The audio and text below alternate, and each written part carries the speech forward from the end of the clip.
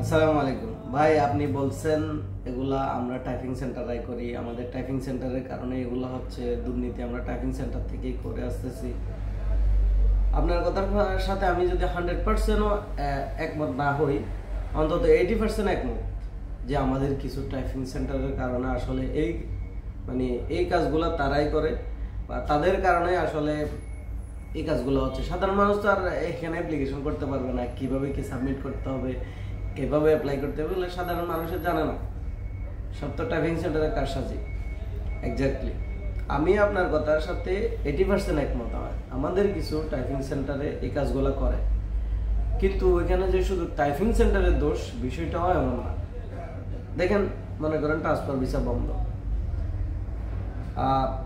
অন্যদেরকে কি বলতেছে, অন্য টাইপিং সেন্টারকে কি বলতেছে জানি না, আমাকে কিছু সাধারণ, যেগুলোকে আপনি সাধারণ বলতেছেন, ভাই কোনো মাধ্যম দিয়ে কি করা যায় না? ভাই আমি খুব বিপদে আছি, আমার ট্রান্সফার ভিসাটা হচ্ছে না। কোনো মাধ্যম দিয়ে কি আসলে করা যায় না? কোনোভাবেই কি করা যায় না?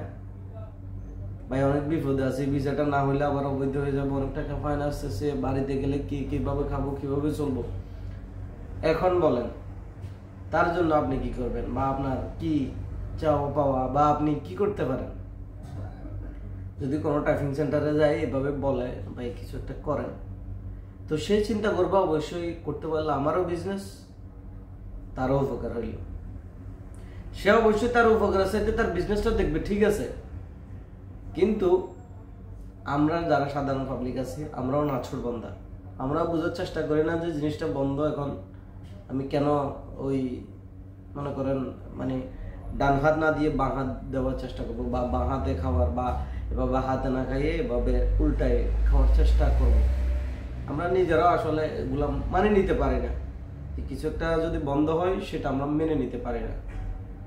অনেকটা কেউ ইচ্ছাকৃতভাবে মেনে নিতে পারি না, আবার কেউ হয়তো দেওয়ালে ঠেকে যায়, এই কারণে আসলে মেনে নিতে পারি না। যেমন ধরো এখন ট্রান্সফার ভিসা বন্ধ সবাই জানে, কিন্তু যারা ক্যান্সেল আছে, যাদের কোম্পানি বন্ধ হয়ে গেছে, অভাব নাই, কোম্পানি চলে গেছে, এখন তাদের করণীয় কি? তাদের ফাইন্যান্স আছে, তারা চাচ্ছে যে কোনোভাবেই হোক যাতে ট্রান্সফার ভিসাটা লাগাই চলে, যেভাবে হোক। আদার্স আমি বললাম না আর কি, তারা এটা চাচ্ছে। তো তাদের তো আসলে উপায়ও নাই, হয় তারা এভাবে অবৈধ থাকতে হবে, ফাইন চলবে, না হয় দেশে চলে যেতে হবে। দেশে যাই কিভাবে কি করবে? দেশে যাই কি করবে? দেশে কি আছে?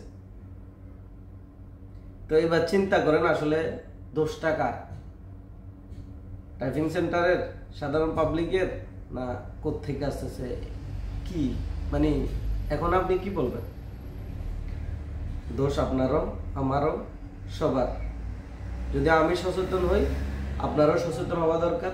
আপনি সচেতন হইলে আমারও সচেতন হওয়া দরকার, ঠিক আছে?